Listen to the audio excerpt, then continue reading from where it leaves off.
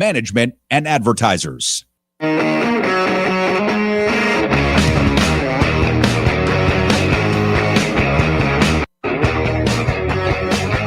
All right, what's going on, everybody? A very happy Tuesday. Welcome to Pushing the Limits. Everybody on the YouTube Super Chat at PTL Radio Show, where your questions and comments can be heard.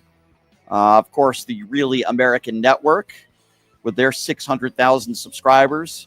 We appreciate being a part of what they are doing. And obviously, TikTok, Twitch, X, we are everywhere in the FMAM dial KSHP. We appreciate you being a part of the show, and we have a big show lined up for you today. And we have deployments in D.C. that we are going to be discussing. And, one of my favorite social media people is a guy by the name of Brooklyn Dad Defiant. He's known on social media platforms. He's a great guy. I love what he does. He's going to be joining us at the bottom of the hour, so you're not going to want to miss that. But my lovely co-host today, joining me in studio, you've seen her probably on every single magazine, front cover of every magazine possible. She is a model. You've seen her on the front of Playboy. At least I know Numchuck has. That's what he tells me. I don't know if that's true or not.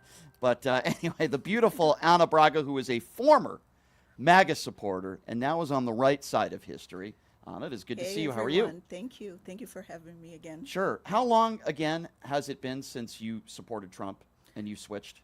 Oh, I left MAGA the beginning of 2023. Okay, so it's been a little while. Yeah. It's been a few years. Okay. And the main reason why you did that? Just to give people a little bit of background? The main reason would be paying attention and finding out it was all a lie.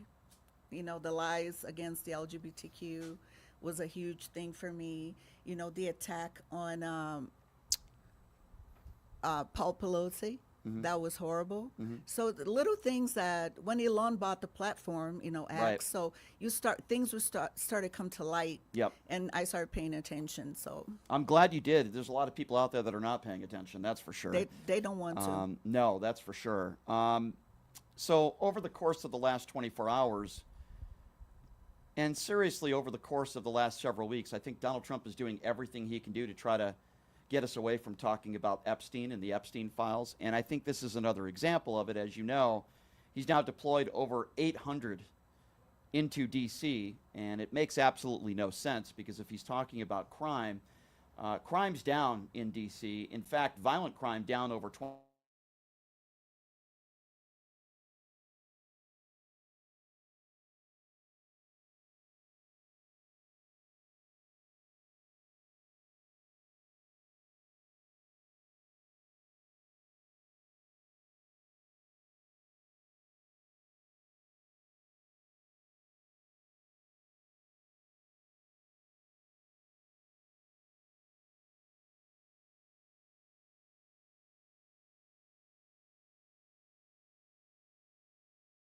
But I gotta say one thing. It's very interesting. He's doing all that, but he didn't do that January 6th. Yeah. So, oh, it's Pelosi was in charge. No, so how come he's in charge now? I mean, it's absurd. It is absolutely insane what is going on. And I want to play some audio for you. And this was Pete Hegseth, the woman abuser himself, on Laura Ingram's show yesterday.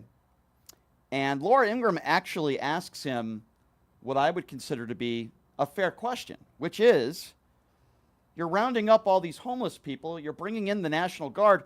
What are you going to do with all these homeless people? Listen to Pete Hegseth's answer, or lack thereof. It really is insane when you actually look at this guy is the second man in charge, and he has no idea how to answer this question on Fox News on national television. Listen to this. And the National Guard going to be picking up these tents. So the homeless tents are all over the city. They're on K Street Tunnel. There are some dotting along the area here. There were more before. Some of them have been cleared out. What about those? We're working with the marshals and alongside them, alongside Park Police, alongside everybody else. Wherever they need the National Guard to assist, we're happy to be there. Do you know with where them. the homeless people are going to go? That's not really my lane. Yeah. Our job is to stand alongside law enforcement. We'll do that. That's not really my lane. Wow. Secretary of Defense Doesn't have allowing an all answer. these troops to go in, and I think a main reason why they're claiming they're doing this is to round up all these homeless people, and he doesn't know where he's going to put them. These are people. And wait a minute, he calls himself Christian.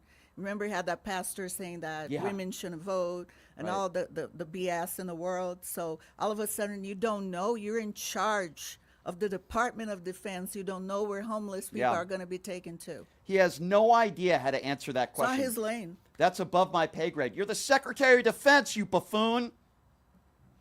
And then Ingram, who I can't stand, by the way, asks him, you know, people are raising concerns that you're imposing martial law. Listen to this idiot answer this question. The question of martial law keeps getting raised by the left, that Donald Trump and Pete Hegseth, they want to impose martial law as authoritarians would. Mm-hmm. To that you say? To that I say, look at Los Angeles. They said the exact same thing. Oh, look, 4,000 troops, California National Guard. Oh, look, the Marines. You can't put in the Marines. What?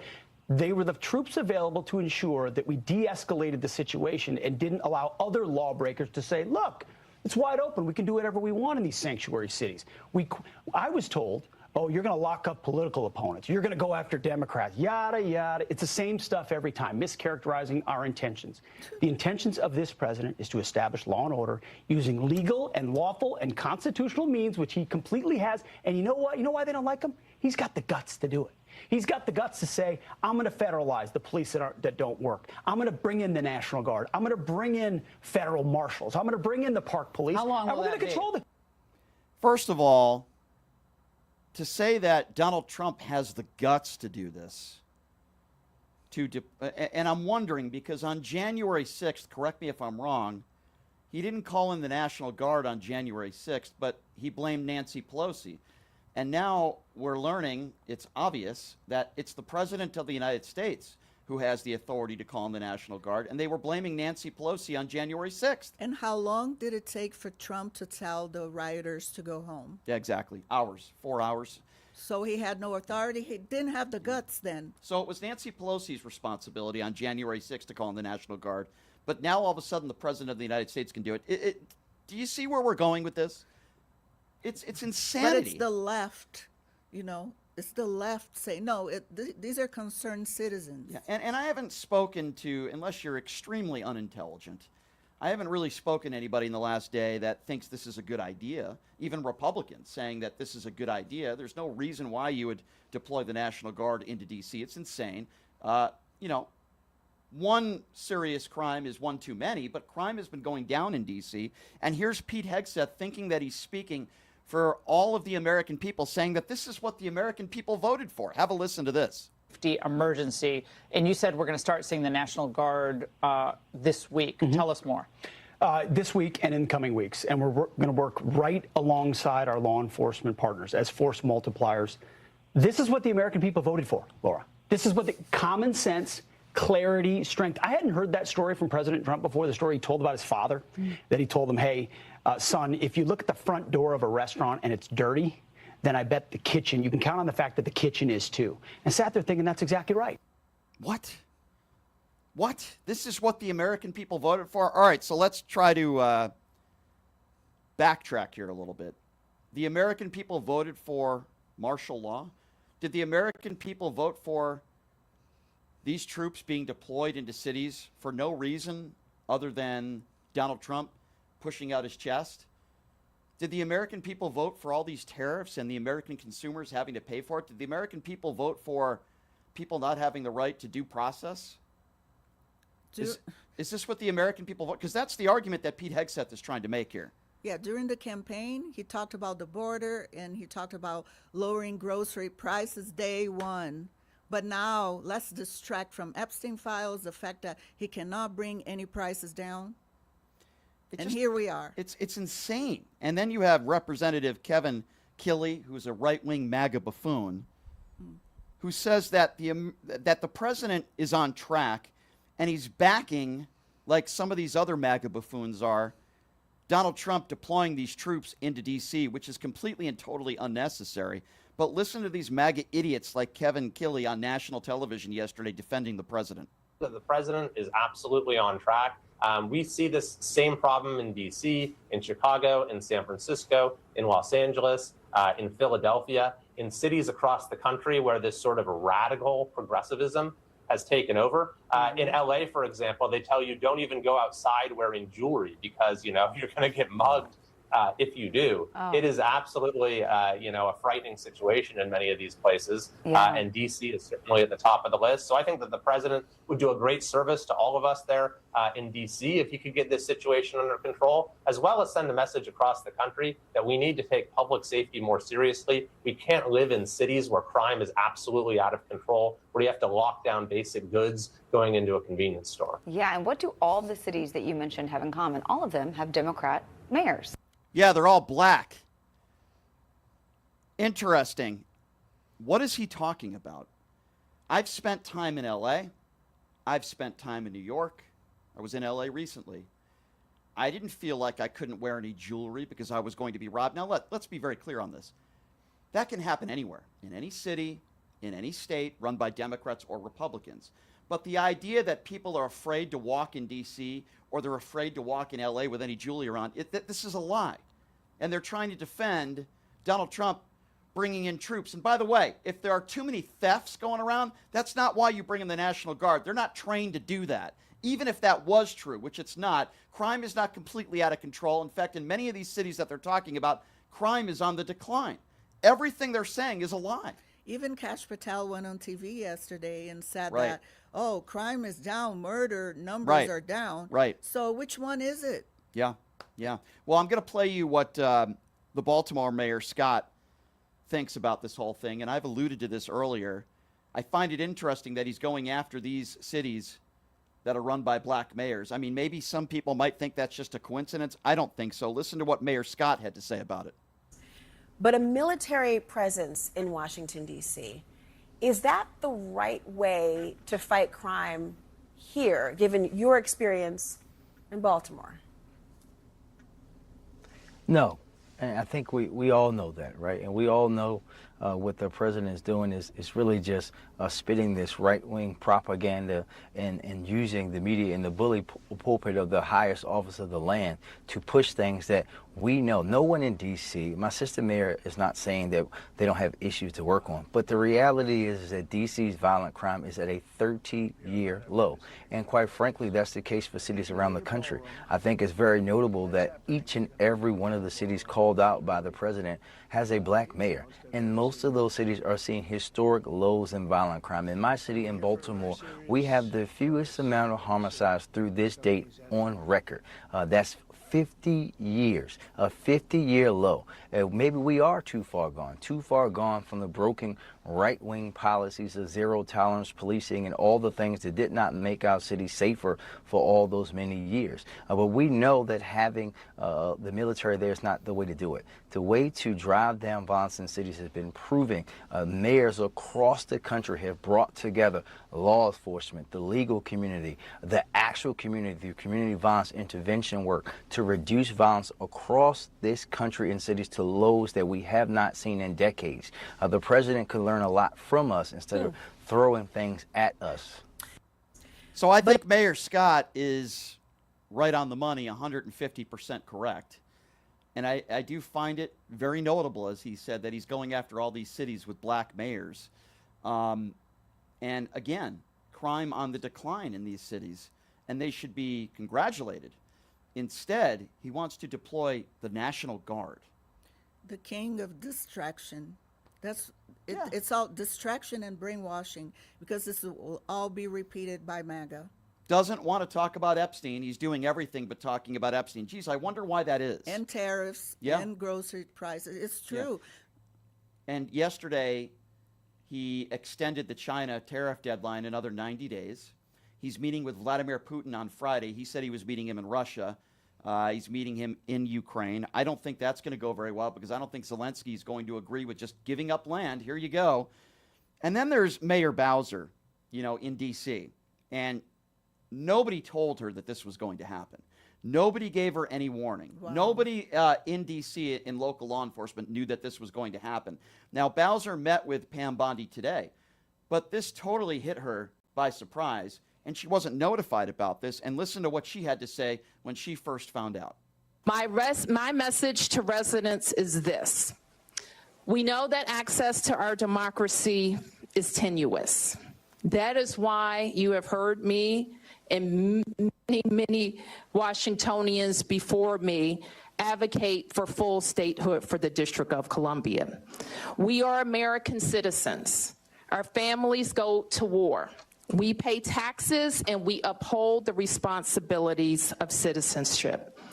And while this action today is unsettling and unprecedented, I can't say that given some of the rhetoric of the past, that we're totally surprised. I can say to DC residents that we will continue to operate our government in a way that makes you proud. We will balance our budgets. We will deploy our services. Our kids are going to start school on August 25th. And we will work with the federal government to do the things that they should do for our city. She had no idea that this was coming. No idea. Came out of nowhere. Don't you think that this is something that maybe they should have been talking about before they made the announcement publicly in a press conference? No, she's a black woman. He doesn't care. He doesn't respect women, especially women of color. Let's be honest. Unfortunately, I agree with you, and he's shown that with his behavior, sadly. But it really is telling, to me anyway, that there is no communication. Just like there was no communication with Bass in L.A., there's no communication with the mayor of D.C., there's no communication really with anybody that happens to be a Democrat. It's insanity. These are little tests, Brian. Yeah. Little tests so he can really take over the country. Yeah, I agree with you. And no one is stopping him. Yeah, I agree. And Bowser was asked if she had any details on what exactly was going to happen yesterday. Do you have any details on how these troops are going to be deployed and where they're going to go? This is what she had to say about that. About removing homeless encampments and dealing with people in the district who are experiencing homelessness. Can you talk about what preparations that you're making, that your administration is making to facilitate this and put this? Have you had any of those conversations with the White House, what that's going to look like and where these people would go if they would be FD12 and We really haven't gotten any more detail about the plan, about the words that he said. It wasn't referenced in the executive order that came down, so we're going to work. And I believe he had a previous executive order that also identified Attorney General Bondi as a point of contact as it relates to homelessness and such. So we'll follow up with her. Absolutely and positively insane. You're going to deploy the National Guard, and you're not going to even speak to law enforcement first before you make this decision. There's no communication with the mayor. I find that to be repulsive and beyond irresponsible. Yeah. It's unbelievable. It's unbelievable. And, this is the point where Bowser says she speaks for all Americans because she says she believes that, even though she's not an attorney, that what Donald Trump is doing right now is illegal. Has threatened. He's been making these threats since last year, and now he's carrying through with them. There's no reason to believe he won't go further. What do you say to the president about his threats to bring the military, not just the National Guard, but the military? We don't, and I think I speak for all Americans, we don't believe it's legal to use the American military against American citizens on American soil. I'm not a lawyer, and but I think that's a fairly widely held fact. And so, but we've seen them move, I think, active military into California. So it's a question. We've seen active military on the borders of D.C. some years ago, and we don't believe that our military should be used against American citizens. Well, obviously, I completely agree with her. I do find it very interesting that he doesn't call in the National Guard on January 6th. And again, it wasn't Nancy Pelosi's responsibility. The President of the United States had the ability to do that. He didn't do it.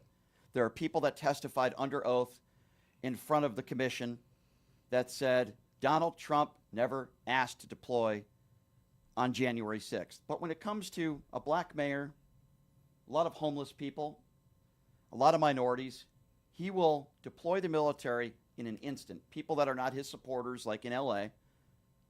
But when it comes to a bunch of white supremacists that storm the Capitol, he just sits on his ass for 4 hours. And frees everybody. Yeah. They're all free. Yep. Hostages and patriots. But when it comes to minorities and the homeless problem, which is a big problem in this country everywhere, they don't even know where they're going to send these people to concentration camps. Where are they going? They're people, and they claim to be Christian. This administration claims to be Christian, but don't even know where they're taking the homeless people.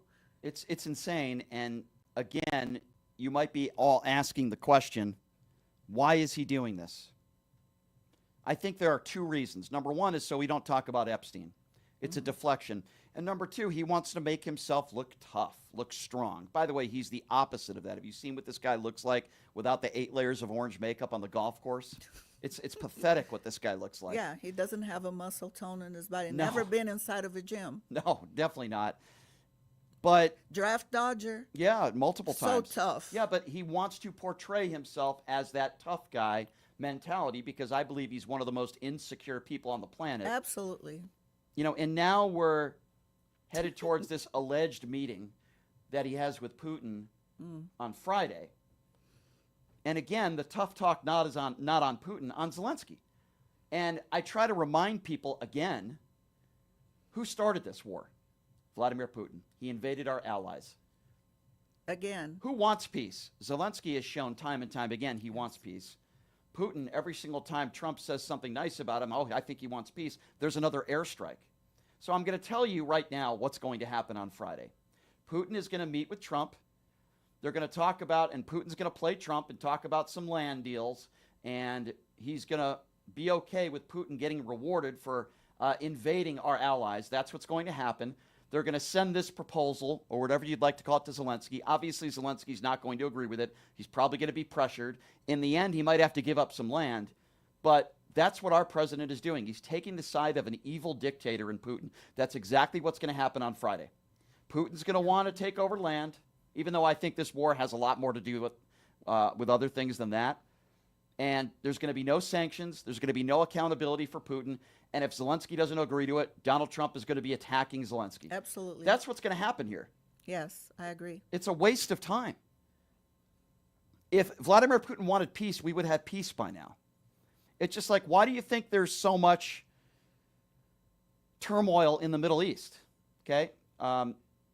I'm not saying Israel's perfect. I'm not saying the Israeli government is perfect. In fact, I do not like Benjamin Netanyahu, and I do believe that he's committed war crimes. Yes. With that being said, we've had these conflicts in the Middle East since I've been alive for decades and decades and decades. It's not going to end. No. That's why we shouldn't have gotten involved with Iran and a war in Iran. And when you look at what's going on in Gaza with the starvation there and all these innocent people, including children that are losing their lives, it's an atrocity. It's terrible. It's horrible. But Donald Trump was the guy that said he would end the war on day one in Ukraine. By the way, he said that in basically every campaign speech.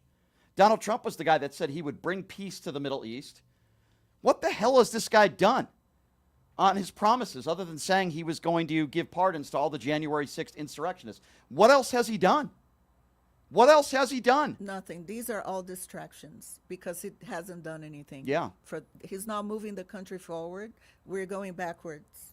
And you have, people like Dean Cain who thinks he's going to be an ICE agent. You have Tom Homan and the Trump members of the Trump administration bragging and gleeful when these people are getting separated from their families outside of courtrooms and in front of Home Depot. By the way, the overwhelming majority of these people, as you know, Anna, are non-violent criminals. Exactly. And they're treating them like animals, sending them to Alligator Alcatraz, to El Salvador prison. So many of these people. Listen, everybody agrees. If you're a violent criminal and you're undocumented, you need to go. Yes. We all agree on that. But Absolutely. that's not what the Trump administration is doing. The overwhelming majority of these people are non-violent criminals. And that's where my frustration lies. See what you said, because MAGA says, oh, liberals don't want anyone, they want the criminals to stay. That is not true. It's very clear. Like you said, if you're a criminal, you got to go. Yeah. I completely agree. But And if you're not, you treat it like there are people who have businesses, they have purchased homes here, Yeah. they've been here all their lives, good people. Just give them the green card, a path for citizenship. It's the humane thing to do, the Christian thing to do, because they like to call themselves Christian. I completely agree with you, and they're nothing but hypocrites. And it's really scary where this country is headed. So, Anna, you know this guy. He's going to be joining us next. He's got a huge following on social media, and I love what he does. He's known as Brooklyn Dad Defiant, a very outspoken and I would say extremely intelligent guy who speaks truth to power. And he's going to be joining us next, Brooklyn Dad Defiant. We'll take a quick break. We'll be back here in a few minutes with Brooklyn Dad Defiant. She's Anna Braga. I'm Brian Shapiro. We'll take a quick break. We'll be back right after this. You're listening to Pushing the Limits right here on KSHP.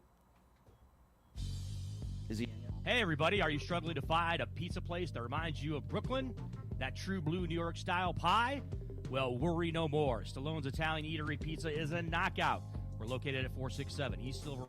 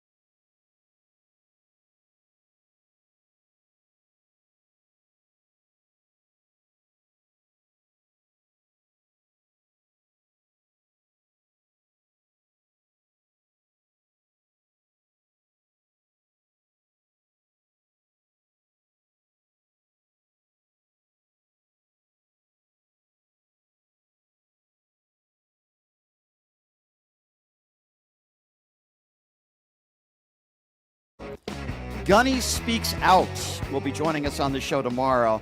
This is the guy who wears the F Trump shirts and the F Trump flags in his motorcycle, driving all over America. It's actually hilarious. You know, MAGA people call us snowflakes, but the real snowflakes are MAGA. So Gunny Speaks Out will be joining us tomorrow. Robbie Roadsteamer, very funny guy. Love Robbie. He's going to be joining us on the show Thursday. Popular comedian Steve Hofstetter will be joining us on the show next week. And we have Ana Braga in studio co-hosting with me today. But the guy joining us right now, I've been following him on social media for years. I love his work. I love what he does. Outspoken, speaks truth to power, and very happy to have the man himself, Brooklyn Dad Defiant, joining us right now on the program. Thank you so much for being here, my friend. How are you? Thanks for having me, Brian. All things considered, I'm handling my business. I'm hanging in there. Yeah, we all are, right? To ask you this to start. Baltimore Mayor Scott made an interesting remark last night, and he said Donald Trump is attacking all these cities and wants to deploy troops to, Baltimore. He's already done it with D.C., and it's interesting because a lot of these cities like Chicago that he's criticizing all have black mayors. And I don't think that's a coincidence. How do you feel about that? Dude, I am right there with you. So when I said all things considered, it's because right now, like, my conspiracy theory brain cells are on fire. Like, I'm seeing all of these different plots and subplots, and it's disturbing because I don't want to see it that way. But I do understand that we can't really trust any information being disseminated by this administration. We know that he likes to stage things. I'll say that. And yeah, it absolutely looks intentional. It looks as though he has specifically targeted these cities run by mayors of color. And I mean, just the whole, we're talking about the DC, specifically the DC rollout of the National Guard, right? Mm-hmm. So the main thing that bugs me about that is, first of all, that kid, Big Balls, supposedly he was attacked. I'm not buying that. All right. Maybe he was, but I'm not buying it. But I think that was staged, and I think it was staged as a pretext to bring the National Guard in. He's also talked about the homeless, right? He's going to, remove the homeless. Where are you putting these homeless? I have an answer for that, right? Yep. And it's going to sound crazy, but we're living in crazy right now, okay? His ICE raids have created a problem where many people are not showing up for work. They're not showing up to do farming and to do construction, et cetera, et cetera. Would it be that far-fetched to imagine that they could clean up some of these homeless people and get them to work for free as free labor on these farms? It sounds horrible, right?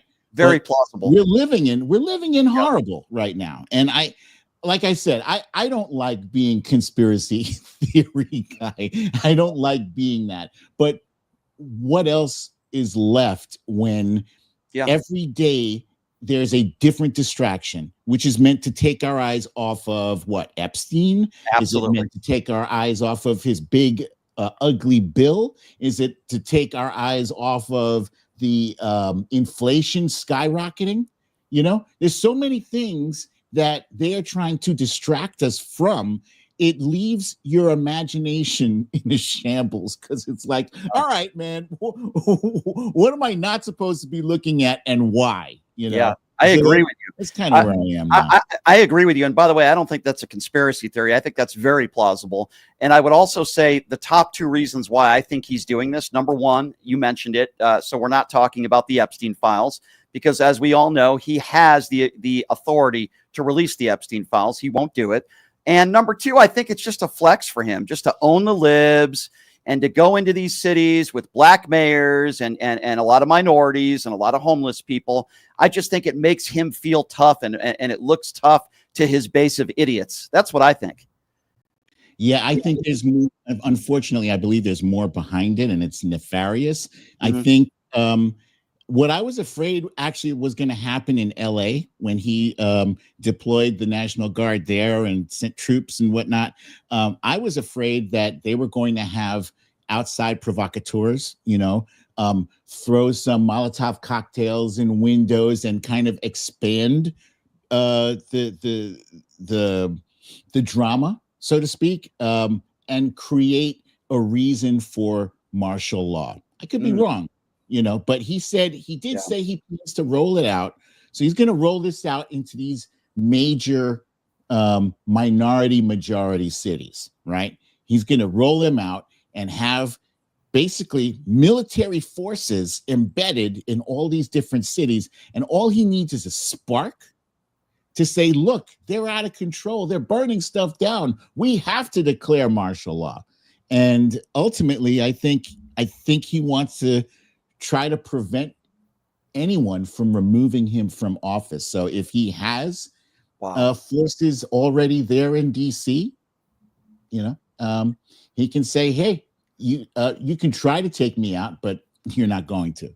So you actually believe that he will not leave office in 2028, that he will serve, or at least attempt to serve, a third term? Many people are saying they want me to run a third term. Many people are saying they want me to run in 2028 again. Many people are not saying that, okay? I've seen plenty of Republicans, people who voted for Trump not once, not twice, but 3 times, who are taking a major hit. This one dude I saw, he's a farmer of honey. He's a honey farmer. And he said that he had lost $150,000 of revenue. And I was scratching my head like, how much are farmers making? And he said that's half of his revenue. So he was like, damn, I'm in the wrong business. Farmers are making 300 grand. Yeah. But he said Trump's policies had cost him to lose half of that. So 150 G's, that's not a small nut. That's huge. No. And there's plenty of Trump supporters who are mad about, you took away the little old lady who makes my coffee in the morning. You took away the guy who raised 3 Marines, 3 U.S. Marines. You're taking away people who aren't a threat to our safety. The people who actually contribute, who pay taxes, who help make our lives easier by what they contribute, by what they do. You're taking them away, and you're leaving the scoundrels behind. There's one guy that he somehow, a Venezuelan dude, he made some, I don't know if you heard about this. He made some kind of deal that freed a Venezuelan murderer. Yeah, I heard about that. Yeah, I don't have sorry, I don't have the specific details on that, but I just heard that last night, and I was like, wow, it's hard to believe that the Republican Congress has just thrown up their hands and abdicated all responsibility. And it's like, you don't have a functioning government if half of it has decided that they're not going to be a check or a balance. And Brooklyn Dad, it's interesting because people on the right, they want to say, well, look at all the people that Barack Obama deported. First of all, they didn't have Dr. Phil there making a spectacle out of it, laughing about it, talking about these prisons and alligators and joking about it and gleeful, number one. And number two, they weren't just separating families outside of courthouses and in front of Home Depots with no due process. Yeah, exactly. There are so many people who say, I don't mind if you're here the right way, if you're here legally, if you go through the legal process. Well, they're going through the legal process, and here you are in the messages saying, this is what I voted for.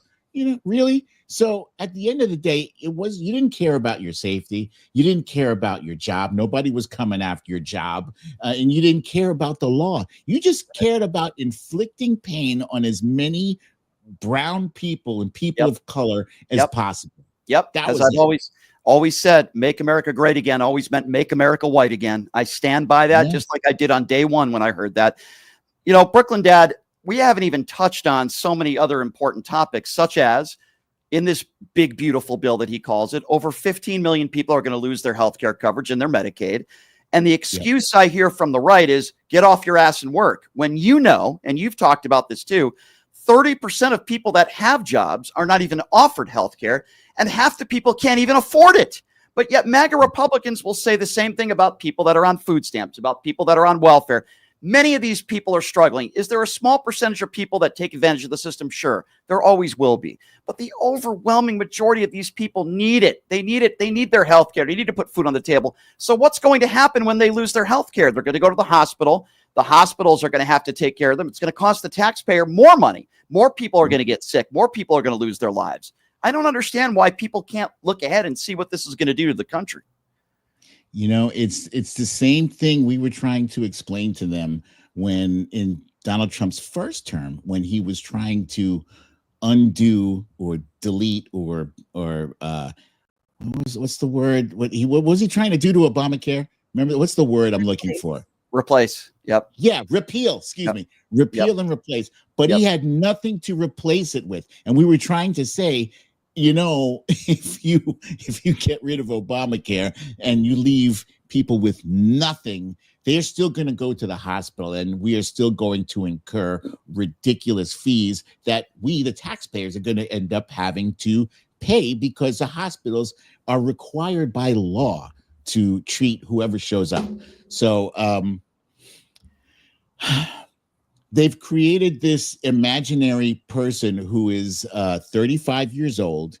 You know, it's this profile of 35 years old who is physically capable of working, who's sitting on their mother's couch playing video games and collecting or using Medicaid, right? These vast numbers. Nobody has offered us numbers or even an explanation of how they came by these numbers. They just created this fictitious person. I'm sure there are people like that out there. I'm sure. Maybe, I don't know, 50,000 people out of 300 million, maybe, you know, but I don't think it's the numbers that they are saying they are. There's a lot of guys, you know, the people in that manosphere, people who, you know, watch like the Joe Rogan podcast and stuff like that. Yeah. There's people who pride themselves in having a job, in having job sponsored insurance. You know, I was one of those guys when I was back in my younger days, when I was just a young whippersnapper. You know, there are people who, there's such a stigma attached to public assistance and attached to Medicaid, which is considered a part of public assistance. People don't want that if they don't need it. You know, I'm sure there's a small percentage of people who, you know, there are people who have to work 2 and 3 jobs just to make ends meet. And then they still with the 3 jobs, they still qualify for Medicaid because we can't get a living wage in this country. That is obscene. And meanwhile, the 0.01% of billionaires and millionaires and billionaires at the top who benefit the most from Donald Trump's big ugly bill, those people who didn't even need the tax break, they're making out like fat cats while the rest of us are scratching and scraping just to get by. Yeah, you're 150% correct. These are some of the biggest tax breaks for billionaires in the history of this country. So, Brooklyn Dad Define, I wanted to ask you a little bit about this meeting that Trump said he was going to have in Russia, which we know it's not in Russia, it's in Alaska. That's another thing. Can you imagine if Joe Biden did that? Like if he's in a speech or a press conference and he's meeting with an evil dictator and he gets the country wrong, they would be saying, oh, he's in the bunker, he's got Alzheimer's. We'd be hearing it every day on Fox Noise. But yet they'd still be talking about it. Yeah. Trump could do it several times, and Caroline Levette's asked about it and doesn't even admit that it was a blunder. But anyway, that's another story. I don't think this meeting is going to be anything different than what we've seen. Trump is going to cave to Putin. Putin is going to want all this land that Zelensky will not agree to. And then what will Donald Trump do? Blame Zelensky again. That's what I think is going to happen here. It is so frustrating to watch Donald Trump be sane washed on a daily basis for his for his insane actions, like, just going up on a roof and saying ridiculous things that are not tethered to reality in any way. Gas is not $1.98. And he said yesterday that he was going to meet with Putin, and he's not going to take advantage of me, or something like I'm going to be tough on him. Like, come on, dude. We've all watched you capitulate to him time and time again. You've already started negotiations without Ukraine, mind you, which is, to me, it's insane. Like, how are you going to negotiate on my behalf without me at the table? That makes zero sense. But he's already started from the position of, well, Ukraine obviously has to give up some land swaps. What is this? Land swaps. These guys have been fighting for their lives, dying, blood on the field and all that. And you're just giving away their land? It's sick. You're reporting it. Who do you think you are? Yeah, they're going to, when I say they, I mean the Trump administration, want to reward Vladimir Putin for invading our allies. It's so sick to me, my friend. But, every day it seems like there's something different with the Trump administration. But it's our job to cover it. And we certainly won't be distracted. And we will continue to talk about the Epstein files, because that's what MAGA Republicans have done every day for years and years. We were told, all those lefty Democrats and high profile Hollywood celebrities, they're in the files. And then when we learn, according to the New York Times, that Donald Trump is in there, now they don't want to talk about it. Yeah, I got to say, it's hard to be surprised or shocked by anything, but I am actually shocked by the fact that this thing has lingered for so long, and it seems to be doing some lasting damage. Like I was talking earlier about, it's hard to be sure what they are distracting us from. I think it still is actually the Epstein files, and it's so it's so in your face. The daily distractions, the Obama, they're trying to prosecute Obama now, and John Brennan and James Comey and Hillary Clinton, all the oldies but goodies, their favorite hits, and at the end of the day, this guy has been kinder to Ghislaine Maxwell than he has to Hillary Clinton, to Kamala Harris, to Elizabeth Warren. He's been kinder to a convicted child sex trafficker than to people who have served our country with honor and distinction. And that in itself is a disgrace. He is a 34-time convicted felon who has paved the way for Ghislaine Maxwell to be transferred to a soft, lower minimum security prison. He hasn't ruled out. I don't know how he has not ruled out a pardon for this woman. She partook in child abuse herself personally. It wasn't just excuse me, it wasn't just Jeffrey Epstein. She was involved in that too. How can you look your followers in the face? He's already said he's rejected some of them. A reporter called them stupid. Yeah. No, but recently, like just the other day, he said, a reporter said, do you reject some of your reporters for staying focused on this Epstein thing? He's like, yeah, I'm disappointed in them. I'm like, wow, dude. Yeah. Wow. I'm curious to see how this shakes out. Is he going to survive this, or is this, this Frankenstein monster of his own making what ends up being, the petard of his hoisting? Am I saying that right? I think you are. I think before he leaves office, if in fact he does, I wouldn't be surprised if he pardoned her. We'll have to wait and see what happens here. But obviously, this is a immense, major cover-up. I think we both could agree on that. And this story is not going to go away. People like you are not, and me are not going to allow this story to go away. Brooklyn Dad Defiant, before I let you go, and I always appreciate your time. I love your work. Talk to me a little bit about your podcast. I don't think you need help with your following because it's massive, but you can give out that information too if you want. Yeah. So my podcast, if we want to call it that, is Story Time with BDD. It's Friday evenings at 6 p.m. Eastern time. It's a lot of fun. We have some laughs, and we talk about obviously the major issues. Right. And I do have a Substack, which I'm very proud of. And it's Brooklyn Dad Defiant at Substack, I think. Sorry, I don't remember. Look, just Google your name. Go to Substack and type in Brooklyn Dad Defiant. I write some really good pieces. I wrote about Democrats having to fight dirty. I read that for one. a change. Yep. Mm-hmm. Yeah. Oh, thank you for that. And my most recent one is that Democrats have to stop taking the bait from Republicans. Republicans love to control the narrative, and they use our they use us. They pretty much bait the hook with things that we will jump at. And I use the fake Sydney Sweeney controversy as an example. Nobody cared about that really, no. but they saw the opportunity for us to react to a white, blonde hair, blue-eyed woman saying that she has good genes. And supposedly we were supposed to flip out because it's fabricated. Absolutely fabricated by the right. And they're still talking about it, by the way. I think Laura Trump was on some network saying that this story's not going away. I'm like, well, it's because you guys keep talking about it. It's not because people like us are talking about it.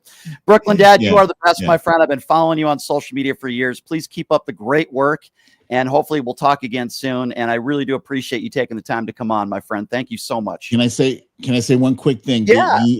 I saw you. I saw one of your shows where you were going at this dude. You were basically dismantling. It was a MAGA guy, and you were dismantling each one of his arguments, and it was so satisfying to watch you do that. I thank you for what you do. It is awesome, and you're so on point with your stuff. So thank you for that too, man. That was very impressive. That means a lot. I appreciate that. When I make these appearances sometimes on Piers Morgan, it's always fun calling people like Roger Stone and Clay Travis right-wing buffoons who wear the Donald Trump knee pads. I enjoy that when I get to do that too as well. Brooklyn Dad, you're the best. I appreciate those remarks, those comments. It means a lot to me, especially coming from somebody like you who I have so much respect for. We'll talk to you soon down the road, my friend, and I appreciate your time. Thanks again. Thanks, Brian. Appreciate it. There you go, everybody. Brooklyn Dad Defiant. I've been following him for years, by the way. I love that guy. So for him to give me that compliment, that definitely means a lot. What are your thoughts on some of the stuff he talked about? I thought it was great. I don't know if I agree with everything, like being a setup in DC, but I respect his opinion. I mean, who knows? I think that guy, the big balls, called someone the N-word, and they beat him up, and Trump didn't like it because he doesn't like black people reacting. Yeah. Because black people are not their ancestors. Right. And they're not going to stay quiet. I agree. You can't just go up to a black person and call them the N-word. No, of course not. And be okay. Everything is okay. I don't think so. No, I agree with you 100% on that. There are consequences. Absolutely. There better be consequences. So I want to open up the phone lines, and I want to give people the opportunity to call in. We just had Brooklyn Dad Defiant on. Anna's in studio with us. And obviously we're talking about what certainly is the biggest story of the last 24 hours, at least, which is the fact that Donald Trump has now deployed officially 800 troops into D.C., claiming that the crime rate is through the roof, yet Kash Patel in the press conference yesterday might have been off message.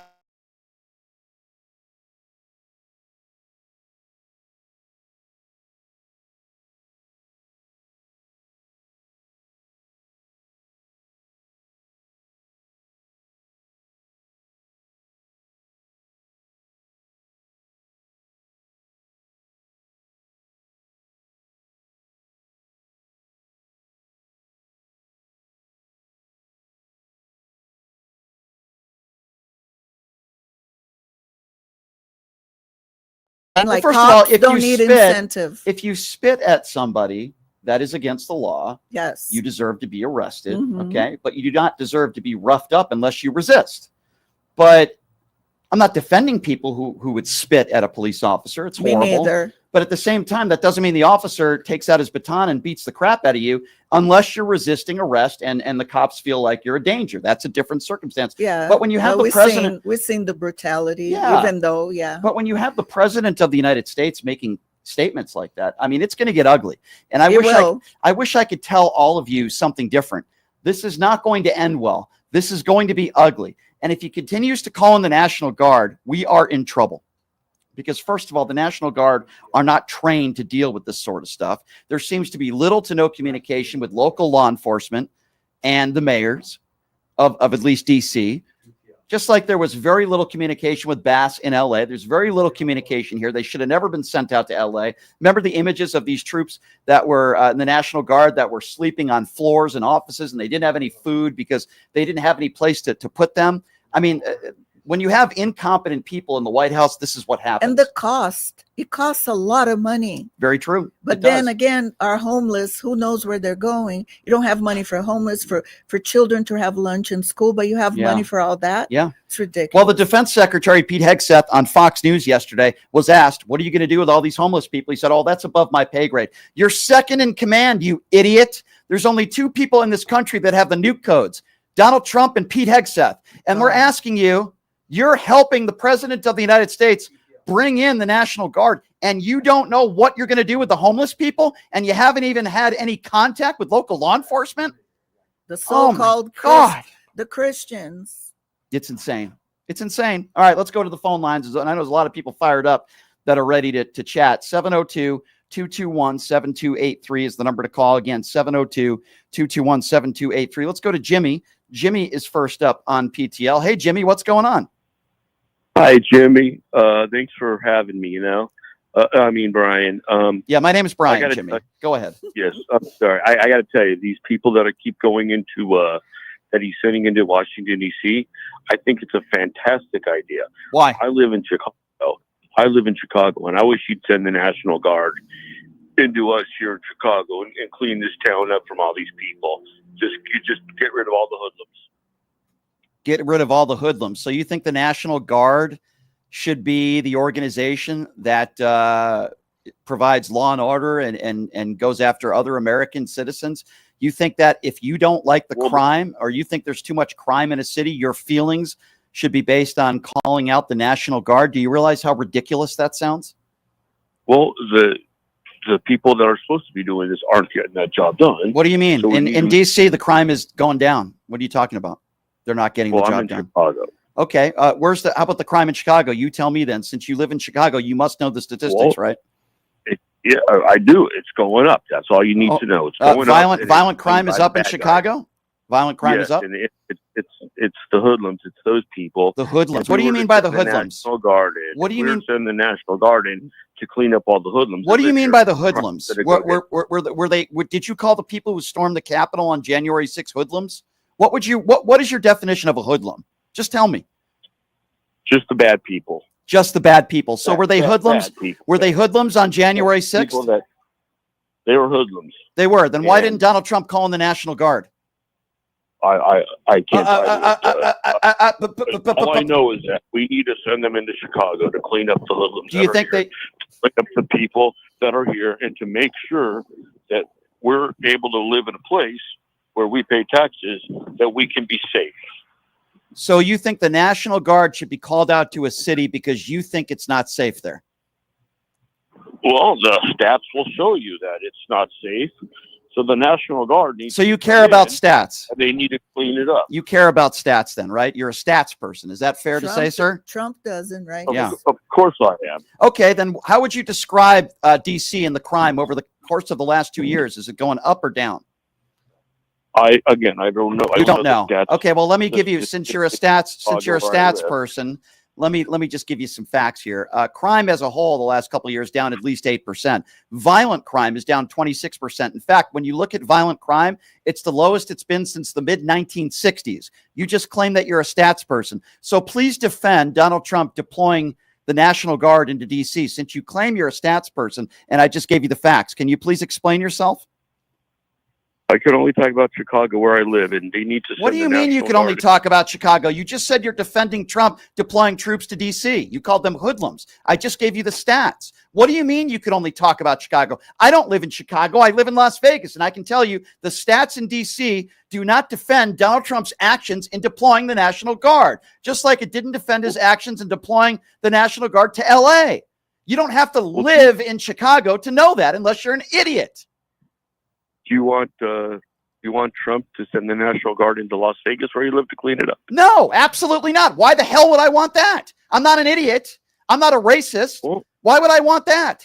Why? Well, are you saying I'm a racist? You sound like one. They seem to be hoodlums. I don't know what you mean by that. I just want it cleaned up. You want it cleaned up, okay? And are you a racist? Tell me, yes or no. Okay. No, I'm not a racist. Oh, you're not a racist. Okay. All right. Well, it's okay. So why didn't he call in the National Guard on January 6th then? You admitted to me that they're hoodlums, right? I can't answer that. I just know that they should send him into Chicago where I live. Have you ever been the victim of a crime in Chicago? I have been a victim of a crime. Oh, yeah. What's that? Someone hanging up on you on a radio show because you sound like an ignorant fool? Is that? No. Okay. I've been robbed. You've been robbed. Okay, so because you've been robbed, that defends the excuse to bring the National Guard. And guess what? I've been robbed too. I never said bring in the National Guard. You know what I did? I called the police. I called 911. Local law enforcement handles that stuff, not the National Guard. And where did that get you? The National Guard needs to come in to clean things up. Where did it get me? The person who robbed me got arrested and went to jail. That's where it got me. Well, that's great. Good for you. That's great. It's not happening in my. So what do you blame for all the crime in Chicago then? What do you blame? I blame the people that were elected. You blame the people that were elected. Last I checked, Donald Trump was elected. So do you blame him? Well, no, the local. Oh, only the local. So you always blame the local people for crime. Did you blame Donald Trump for what took place on January 6th? That wasn't the local people, was it? It was Donald Trump in the White House in D.C., who's the president of the United States, who put out a speech moments before the insurrection and said that the election was stolen. You don't put any responsibility on Donald Trump for what took place on January 6th, but you want to blame any elected official in any city that you're robbed? Do you realize how insane you sound, sir? Well, if the people that were the elected officials on January 6th would have done their job, Trump wouldn't have had to go in and do it for them. What are you talking about? What job did he do? What job are you talking about? The few hours that he didn't tell the rioters to go home? Took him a few hours to do that. By the way, crime rates are down in Chicago, so you don't know what you're talking about. You just said crime rates are up. They've been going down over the course. No, they're not. I just caught you in a lie. You have no idea what you're talking about. No, what? Because at one point, no, you're wrong. You're wrong. No, they're up. No. They're up. They're not up. They're up. You're wrong. They're not. No. Crime. No, you're clueless. You're clueless. Are you a January 6th insurrectionist, sir? Be honest. No, I'm from Chicago. I know you're from Chicago. So what? Were you there on January 6th? Are you the guy that defecated on Nancy Pelosi's desk? Because you certainly sound like him. No. What is your education? Well, I'm very well educated. Oh, yeah, you sound very.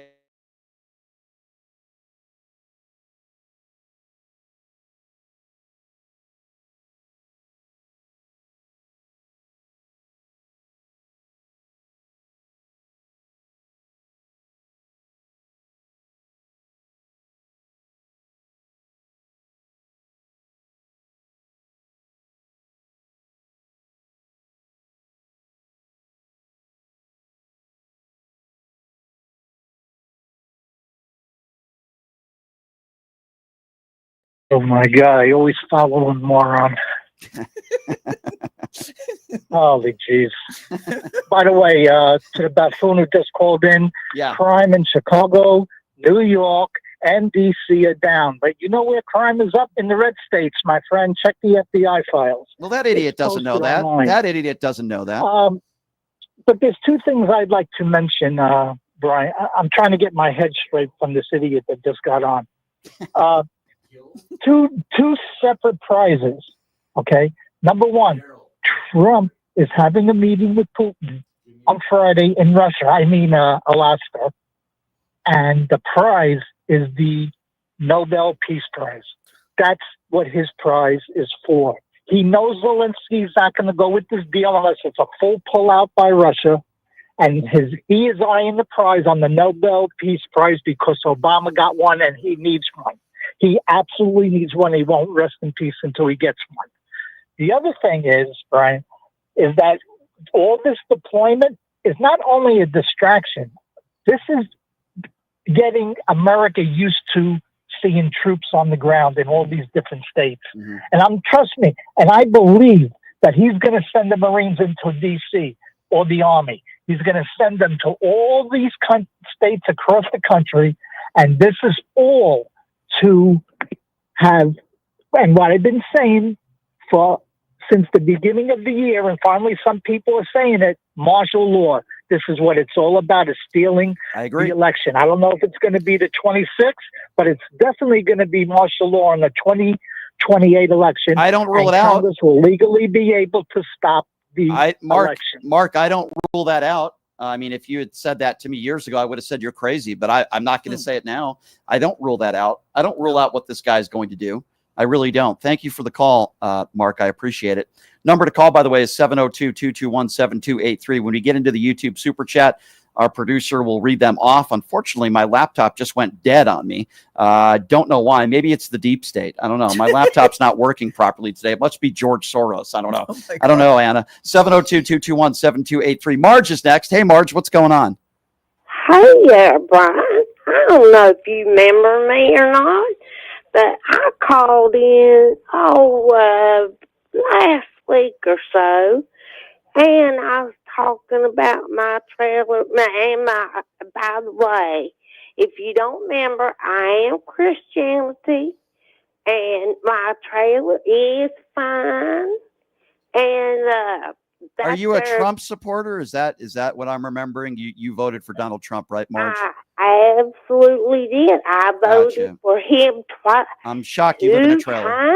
I'm shocked. We voted here in they're up there in that West Virginia. Marge, can I ask you a question? We come down here and we voted in Alabama. Marge, are you on an adult beverage right now? Be honest with me. Moonshine. No, I don't do that. I just take some of them there pills, you know. You take some Rush Limbaugh pills? What did you just say? I take some of them there pills.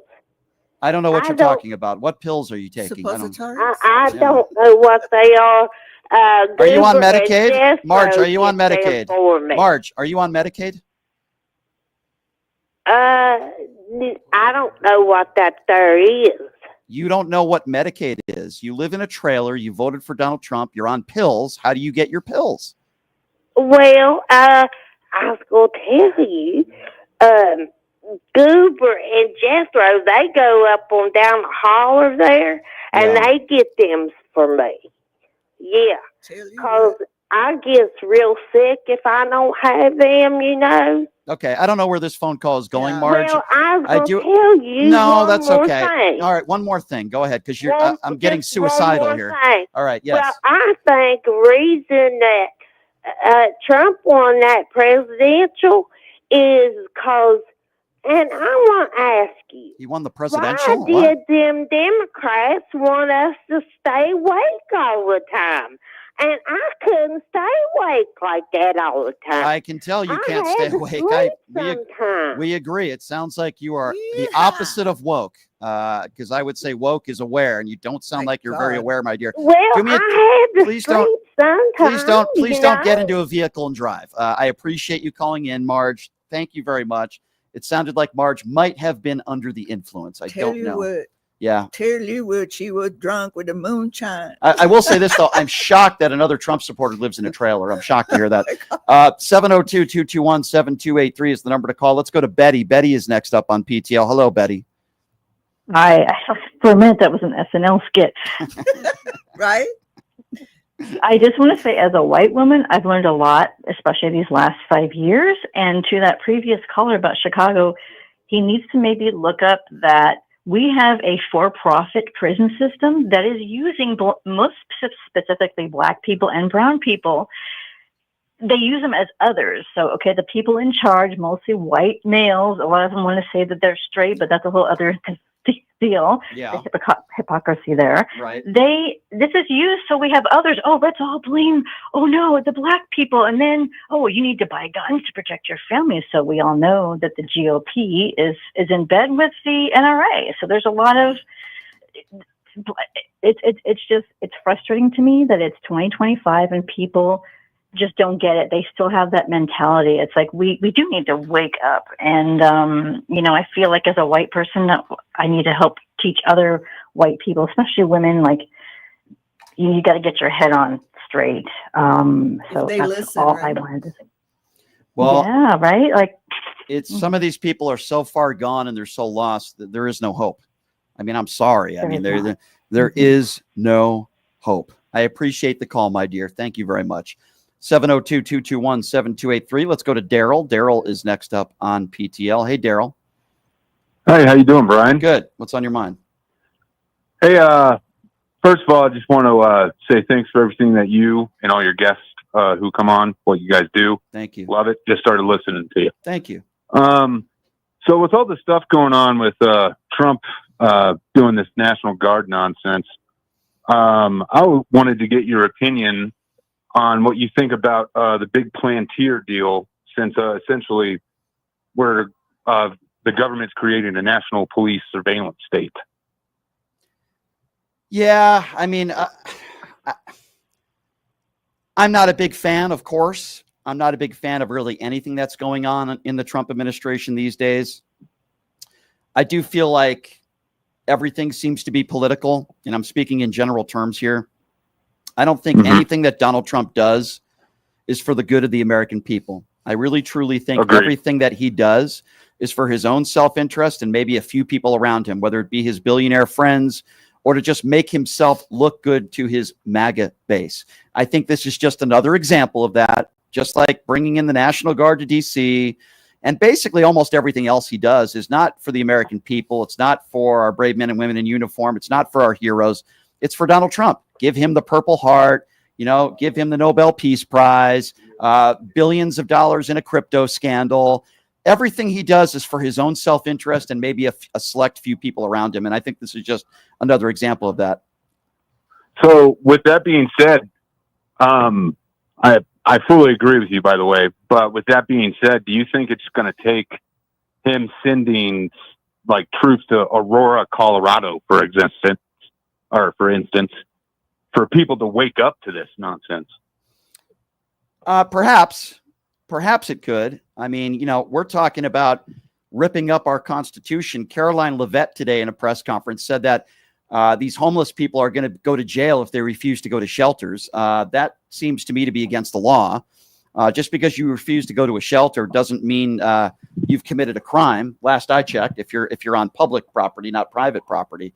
So I don't know, my friend. We're in for it. I wish I had better news for you, but I do appreciate you calling in. And those are very good questions that you ask. 702-221-7283. Imagine that you're homeless. You don't want to go to a shelter. So then you get handcuffs put on you and you go to jail. That costs the American taxpayer a lot of money. Does that make any sense to you? Doesn't? No, it's all based in cruelty. Yeah, it's exactly what it is. All right, let's go to Brett. Brett is next up on PTL. Hey, Brett, what's going on? Hey, what's up, Brian? Anna, how are you? Hey. I was just wondering, what's the criteria for the National Guard to even confront anybody in the street? Have they released any information on this? It's very sketchy, but my basic understanding, even though the president has the right to do this in D.C., it'd be much more difficult, by the way, for him to call in the National Guard to another area in this country. But my understanding is, for the most part, you call in the National Guard when local law enforcement need help, when they're overwhelmed. It's an emergency. Right, exactly. An emergency. This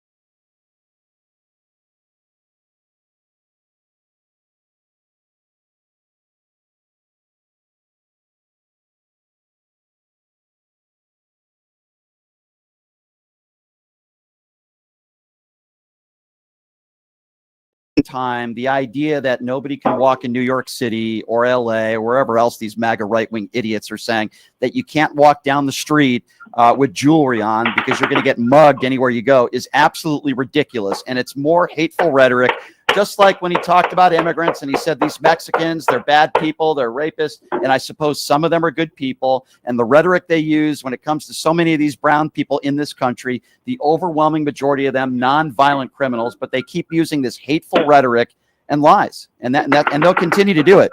They'll continue to do it. Well, it seems like that the alpha males that always call us snowflakes seem to be the most scared of everybody in the country. They're scared of everything. Yeah. No, you're right. But you're right. I don't disagree with you, my have a friend. great day, guys. Thank you. I appreciate the call, Brett. 702-221-7283 is the number to call if you want to be a part of the conversation. Let's go to Tony. Tony's next up on PTL. What's up, Tony? How's it going, Brian? Hey, good. What's on your mind? So I got a couple things. First of all, I grew up in a town in northern Minnesota, and I think a basketball player from Minnesota played on your favorite basketball team by the name of Kevin McHale. Oh, yeah. Oh, yeah. Okay. Kevin so you know McHale. the man. I'm a big Kevin McHale Anyway, fan. Yep. He went to the same high school as I did. Very cool. Anyway, that's not my point. My point is, does anybody bring up the fact that Donald Trump called Alaska Russia twice? He did do that yesterday. I don't understand what is. I mean, are we in some dystopian world? I don't understand. Any type of gaffe that Joe Biden said, and they would go off the rails, MAGA Republicans. He's got Alzheimer's. He's in the bunker. He's, they still talk about that. But yet Donald Trump meeting arguably the most important meeting he will ever have with Vladimir Putin in Alaska, and he doesn't even know where he's meeting him, and he says he's meeting him in Russia. It's insane. I call it Rushlaska. I mean, I don't understand it. Anyway, by the way, I love the hat. You must get them from Boston Scally Cap because I had a bunch of them myself. There are some cool hats here. I've been wearing these hats since I was in high school. I appreciate that, my friend, and thank you for calling in. Go Boston Celtics. 702-221-7283. By the way, just now, Caroline Levitt just admitted that Donald Trump had a mental lapse. It was a mental lapse he had when he said he was meeting Putin in Russia. What would they say if Joe Biden? What do you think Caroline Levitt would say if Joe Biden did that? Is it just a mental? Yeah, dementia. Would they just call it a mental lapse? They'd be leading with it on Fox News. The mental gymnastics. They need their own Olympics. By the way, this is the same idiot who said we needed ID to buy bread. This is the same idiot who said he beat Barack Obama. This is the same idiot who said Jeb Bush got us into the war in Iraq. But they don't want to talk about any of those things. They still want to talk about Joe Biden. It's insane. Let's go to Ray. Ray is next up on PTL. Hey, Ray, what's going on? Good afternoon, Brian and your guests. I want to talk about the National Guard. I spent my military duty in the Army National Guard from 54 to 58. I was trained to load the shells into a 90 millimeter cannon on a tank. I was a loader. And then when I transferred to Florida and got in an infantry group, I was trained in a 50 caliber machine gun, 37 millimeter recoilless rifle. We were not trained to crowd control. That was not what we were trained for. Right. And remember Kent State. Yep. The National Guard was called in. They did what they were trained for, shoot to kill. Yeah.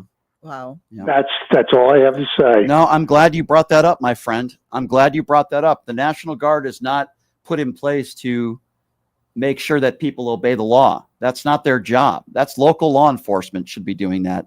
And it'd be one thing if the crime was through the roof and kept climbing. But like you said, there's no coordination with the mayor and the None. police. None. I know that the mayor of D.C.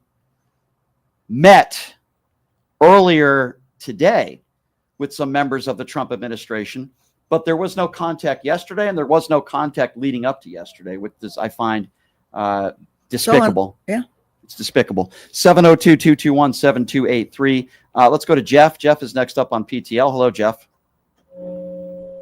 How you guys doing? Good. What's on your mind? Yeah, I think that there was a caller a while ago that said whether Trump will seek re-election again, and I believe he will, either as vice president of Vance or Vance will keep him on, because look at all the things that he's doing with the National Guard, also with building this ballroom and all the, the remodeling of the White House. I mean, if you were going to be somewhere for 3 years or 3.5 years, would you do all of this remodeling? No. That's a good point you bring up. I mean, he cares more about all the gold in the White House now. Think about all the money that they've spent on this new ballroom, the money they spent on the gold plating, which looks ridiculous and tacky, by the way, in the Oval Office. Think about they could have used that money allocated to help the homeless in D.C. Yeah. Think about that for a minute. Yeah, and also the fact that he got that airplane, okay? Yep. Now, if you were going to be for 3 years, do you think you would accept an airplane that you can't even use? Well, that's true. That's true, my friend. I appreciate the call. You know, it's funny. My friend, Big Mo, who listens to this show, a personal friend of mine, said, watch the movie Civil War. That's what could happen in this administration. And I called him crazy. I'm not calling him crazy anymore. No, it's moving way too fast. It really is. Thank you for the call, my friend. Really good point that you made there. I forget about, there's so much going on. We forget about the behavior. How can he be allowed to change the landscape of the White House? I mean, I didn't know this. That a president can just change everything. It's insane. I mean, you talk about the history of the Oval Office and the White House and so many people paved the Rose Garden. Exactly. And what Jackie Kennedy did. And then you look at what Melania did. She's not even the first lady. I mean, she's in another zip code because she can't stand her contractual husband. It's insane what they're doing on every single level. It's a disgrace. Again, the number to call 702-221-7283. We got Ana Braga, who's co-hosting with me in studio today. She used to be a Trump supporter. She is a Trump supporter no more. Thank goodness. Let's go to Carl. Carl is next up on PTL. Hey, Carl, what's going on? Yeah, hey, guys. Hello to both you and your co-host there. I hope you're doing well. Listen, I tried to get through yesterday when you were talking about pedophilia and possibly connection with Trump. And I just wanted to say, because I didn't get through yesterday, that I'm a retired psychologist, and I know, listening to him, what a pedophile is, and he definitely is one. He proclaimed himself to be a pedophile because he said that he broke with Epstein, sort of, because Epstein stole one of his young teenage girls at Mar-a-Lago. 14, 15-year-old girls. Yeah, if that's not evidence. 14, 15-year-old girls working by the way, inner circle. How is a 14 or 15-year-old girl getting a paycheck at Mar-a-Lago? Has anybody asked that question? Isn't that illegal? I think in Florida is legal to work, but I don't think she's legal to doing the massage. Yeah, you know what I mean? And apparently Epstein recruited her for some sort of spa or something. But by the way, Epstein never had a spa. I think we all know what he was doing there. Well, why would Trump be so mad that he took these girls from him unless he was some use you had for him? Well, Carl, I think I know what that is. Yeah, I think we all know what that is, Carl. It's a really good point, and I appreciate the phone call. Yeah, it's amazing, these MAGA Republicans that twist themselves into a pretzel with the Epstein files. Now they don't want to talk about it. Let's go to Paul. Paul is next up on PTL. What's going on, Paul? Hey, hi, Brian. I hope you can hear me. You're having a few technical difficulties tonight. Yeah, I hear you just fine, Paul. Go right ahead. Okay. So just very, very briefly, this the idea of Trump running again, I don't think he'll run again, and I'll tell you why. His mental decline is so marked on a daily basis now. I don't think he's going to make it to the end of the term. And I think that's what J.D. Vance is counting on as well. I mean, this is a guy, when a guy thinks he takes a dementia test, he passed an IQ test, he probably failed the dementia test. That's how I look at it. Yeah. You know, this is a guy who still thinks he took an IQ test. That's true. He doesn't know the difference. He can tell the difference between a camel, an elephant, and a hog or something. That's true. So I just don't think he can make it another 3 years. Because every day he gets worse. He had the 1,500% discount from a supposed businessman. You know, I just don't see how far he can't go for 3 years like this. I mean, you know, probably not. Probably downward. not. But Paul, here's what I'm going to say. Some of the nicest people in society, philanthropists, are people that, their lives end way too soon, tragically.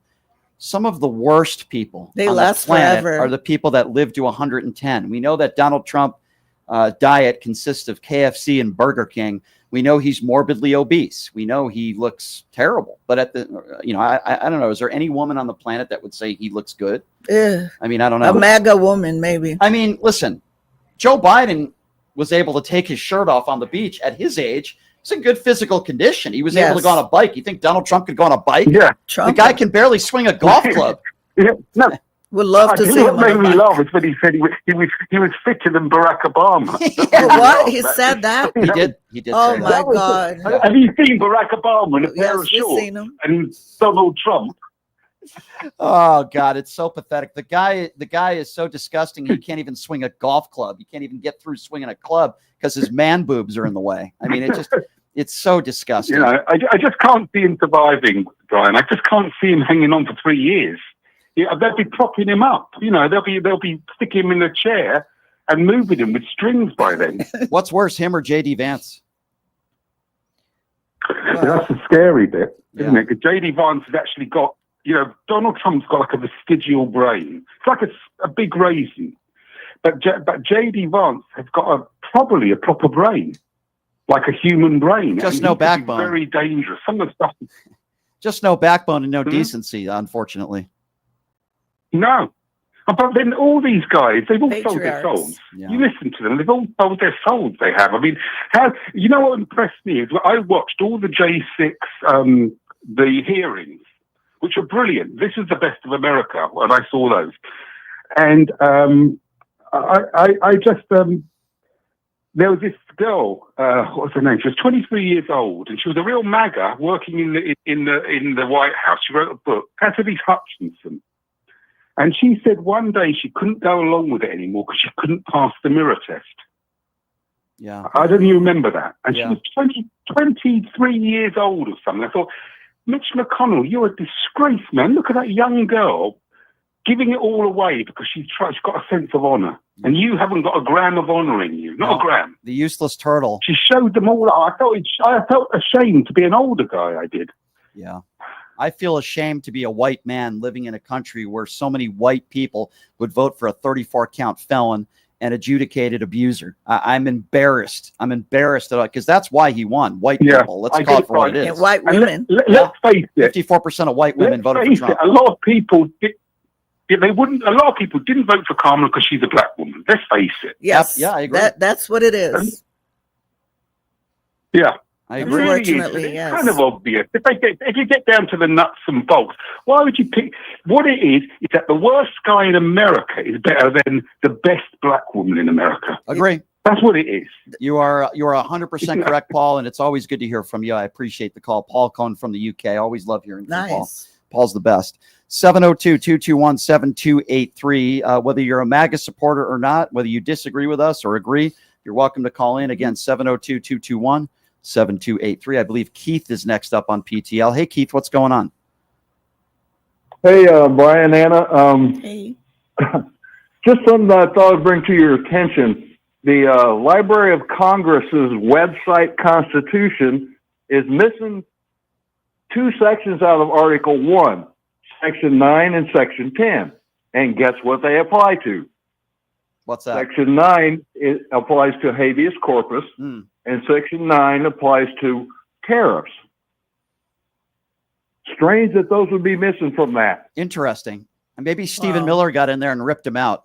And That's why that lady was Yeah, fired. Pee Wee German probably did it. Yeah, maybe Stephen Miller used it as toilet paper, or who knows? Maybe Marjorie Taylor Greene went in there and then went into the men's restroom and lit it on fire. Maybe Nancy Mace went in there, and I don't know. Who knows? Who knows? I find that a bit suspicious, that those sections are missing dealing with habeas corpus and tariffs. Yeah. Because, Trump is pretty much throwing that stuff away. You're right. You're right. He's literally ripping up the Constitution before our eyes. He's not giving people the right to due process. And last I checked, in our Constitution, it doesn't say any citizen deserves due process. It says any person. But you see these MAGA morons who preach the Constitution every day, all of a sudden when Donald Trump totally dismisses what it says in our Constitution, then all of a sudden they want to redefine what it is. Yep. And I appreciate what you do, Brian. I watch you every day. Well, that means a lot. Keep sir. up the good work. Well, that means a lot. I appreciate you, sir. Thank you so much for your support. 702-221-7283 is the number to call if you want to be a part of the conversation. 702-221-7283. All right, let's go to line one. I believe we have Mo on the line. Mo is on the line. Line one. What's going on, Mo? How you doing, man? What's up, Mo? Hey, I think you had a reference to me a little minute ago about the movie Civil War. I did. So this is a friend of mine. He's done the show. Mo is he played in the NBA for 11 years. Somebody called in earlier today and mentioned Kevin McHale. Mo played against him. But so Mo told me to watch this movie called Civil War, and I watched it, and I thought it was very far-fetched. And then Mo kept saying to me, Brian, this could happen under Trump. And I told him, you're crazy, you're nuts. I probably said some other things too. And now, where I'm at right now, where my mind is at, I'm thinking Mo might have been right. So Mo, I'm giving you credit. I might have been wrong on this one. I'm going to hear that again. You were wrong? I might have been wrong. Yeah, I might have been wrong on this one. Yes. It's a scary thing, Brian. Can you still hear me? Yeah, go right ahead. Yeah, here's the scary thing. If you remember in that movie, it picked up where the president refused to leave the White House, and he was getting resistance around the country from different states and military. Here's the difference. Donald Trump has put generals in place, his generals in the military, that could actually give resistance if it got to that point. And that's even more scary. And I've told you before, look up what Viktor Orban has done in Hungary, where he's been in control for over 15 years. That was a democracy, and now it's not. Yeah, I mean, listen, like I said, when you wanted me to watch this movie, Civil War, and I thought it was very far-fetched, and then you had, told me this is what we could see in this country, and I didn't, now, what I see what he's doing with the martial law, which could be right around the corner here. I say to myself, this very well could happen. So Mo, I mean, I hope you're wrong, but I'm certainly at the point saying you might be right. I hope I'm wrong, and people like you put the fight so it doesn't happen. But it's frightening to me as a 60-year-old guy. Mo, I hear a weird echo. Go ahead. Grandkid. Go ahead. That has a grandkid, and what this country is turning into is really scaring me. You're right, Mo. It scares me too, my friend, and I appreciate your call, and you might very well be right. Mo is also known as Paul McKeskey. Played in the NBA for 11 years, and he's a good friend of mine. He's done this show before. By the way, quickly, I just want to say one of Brooklyn Dad Defiance big supporters, a super fan, made a very generous donation. Her name is Zelda. I want to thank Zelda for that donation, and we'll go through some more maybe of the YouTube super chats here in a little bit, and maybe Numchuck could help me out with that because my laptop just went dead. Like I said, it's the deep state. The deep state has infected. Or Soros. The deep state has infected my laptop. Maybe Matt Gaetz and his maybe one of his sexually transmitted diseases. I don't know. Let's go to Matthew. Matthew is next. No, if you had to name one disgusting MAGA Republican that has the most sexually transmitted diseases, who would you? Just curious. Hello, Brian. How you doing? Hang on one second. I asked Anna a very important question. I think that Matt is on top of the list. Matt Maybe Gaetz. Matt Gaetz. I think that's fair. I was going to say Nancy Mace. I was thinking too. She is so weird. Lauren Boebert. Her and a lot of people in MAGA, I see it all the time towards me and other models on Instagram. Yeah. Oh, you have male features. You're a transgender. I'm an ally of the LGBTQ. So Do they really say that? Oh, they say that to me all the time. I see your square jaw. And I'm like, no, you want to see. And I'm like, why do you want me to have a eggplant down there? I'm like, this is a fetish that they have. I think it's a fetish. Very bizarre fetish. These are the same people that think Marjorie Taylor Greene should be a supermodel, by the way. So they don't have a lot of credibility. They say that there are no pretty women on the left. Liberal men don't like pretty women, and I'm like, if I one day it will be the things that MAGA says that liberals don't eat meat, that liberals don't go to church, that liberals don't have children. I heard that's not true because I know I know Lindsey Graham eats a lot of meat, but that's another story for another show. Sausage. Yes, he likes sausage. 702-221-7283 is the number to call. Matthew, you're next up on PTL. Thank you for being patient. What's up, Matthew?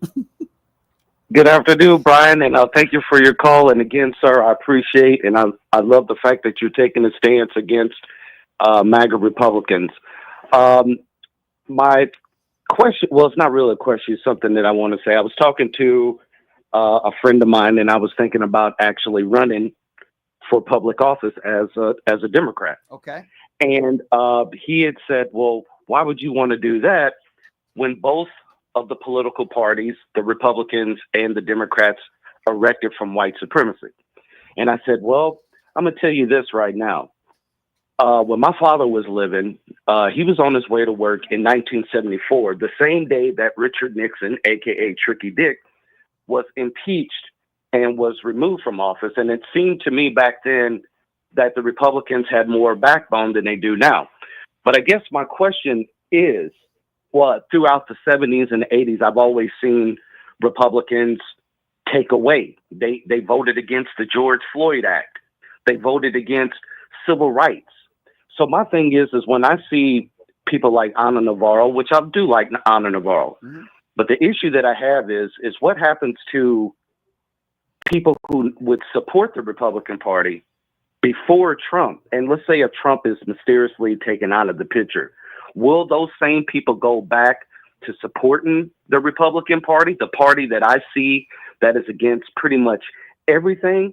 Or will they, probably it's a long shot that they probably join the Democratic Party, but that was something that I always wanted to know. What happens to people who supported the Republican Party, then they're not supporting it because they want to distance themselves away from Trump, but after Trump's gone, will they go back to supporting that party? That's a really good question. And I'm going to tell you this, even when Donald Trump is long gone, if you have people like the J.D. Vances of the world and others and the Marjorie Taylor Greens of the world, MAGA is going to continue. It's not like when Donald Trump leaves the presidency, if in fact he does, which I hope he does, that MAGA will be gone forever. I still think Donald Trump is going to be lurking. He's going to be around, and he's going to be on all the networks. Doesn't matter if he's 90 years old. So I don't think MAGA will truly ever be gone, at least for the next decade or two. With that being said, there's a lot of MAGA Republicans out there that do not like Donald Trump personally, that know what he's about personally. Marco Rubio is a perfect example about it. Ted Cruz is another example. These are men that were running for president and probably the most honest they've ever been as politicians. And they called him what he actually is, which is a swindler, a narcissist, a liar, incompetent, should never be leading the Republican Party. And then all of a sudden, when Trump wins, they had to coddle for him. You can't trust them. Right. They're snakes. Right. Right. Yeah, that's what I was always wondering. And to me, like I said, growing up during the 70s, during the 80s, like I said, my mom and dad never voted Republican. And like I said, I've always seen that party always taking stuff away. I mean, January 6th was what did it for me. With my own eyes, I sat at my house in Crystal City, Missouri, on the coldest day of the year in January, and I was thinking to myself, what are they talking about? Going down there to the Capitol on January 6th is going to be wild. So we watched everything unfold. He did did the rally and said, we're going to march down to the Capitol. And the interesting thing about that is one of my family members who's a DC Capitol Police. She's my cousin that lives in DC. She was at the Capitol that day when all that stuff had happened. And kind of hearkening back to your friend Big Mo up there, he had a very good point, and it made me think about something that I witnessed last year. I watched the first Red Dawn with Patrick Swayze and Charlie Sheen in it, and there were some other well-known actors in there too. Yep.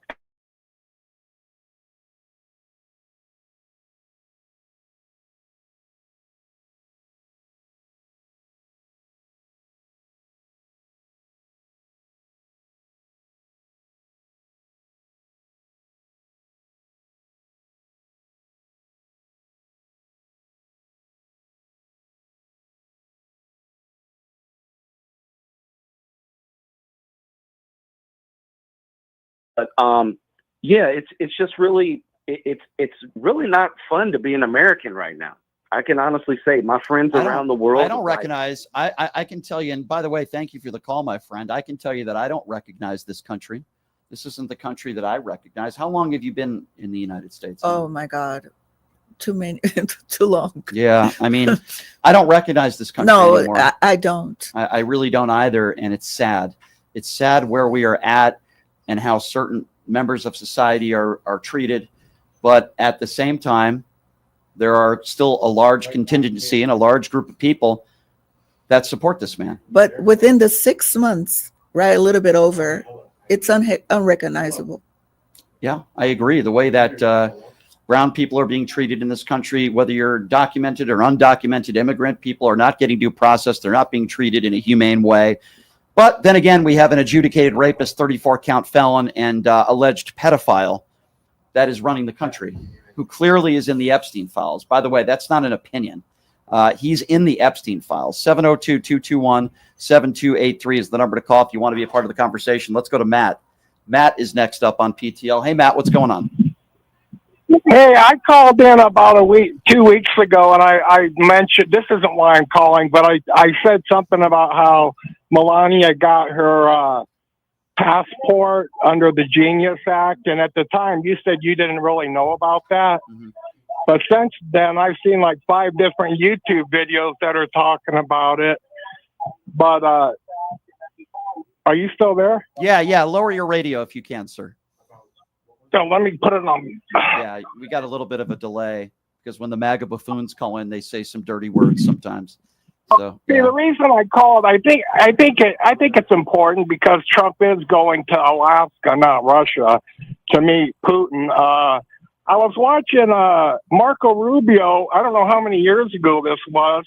This is when he bought right, but he was talking to Congress about approving aid to Ukraine, and then he brought up something I never even heard about, but Ukraine used to have the 3rd largest stockpile of nuclear missiles, and we made an agreement with, it was us, United Kingdom, and Russia, and that if they were ever invaded, that we would defend them. Well, unfortunately, Russia invaded them. I mean, why they ever agreed to it, to this day, I don't understand. But I made a YouTube video, and all I did is said what I'm saying to you, and I only got 15 views and 0 likes. Well, we'll work on that. We'll work on that. Send it over to me, and I'll push it out there, and we'll try to get you some more views. By the way, Anna has a very large following on social media as well, so we'll try to help you out there. I always give out my email here, my work email here, and we try to get back to as many people as we can, and I appreciate your call, sir. Let's go to Julie. Julie's next up on PTL. Hey, Julie, thanks for calling in. What's on your mind? I'm completely speechless about the National Guard, and I don't think they should have released them into D.C. I think it's a fear tactic, quite honestly. It is a 100% fear tactic to where we're all afraid of them and stuff. Because he sees people protesting, and he doesn't like people not liking him.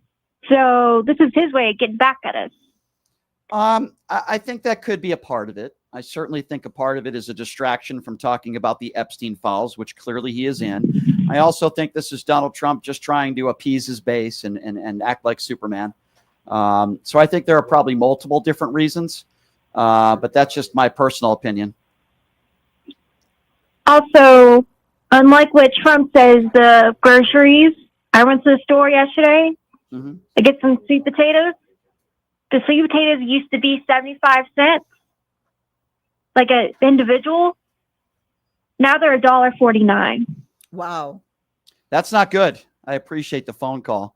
That's not good. That's a big change. Yeah. You're not going to believe. Okay, I don't want to read this unless we know what the actual source is. Okay, so we have a very good source on this. We have some breaking news.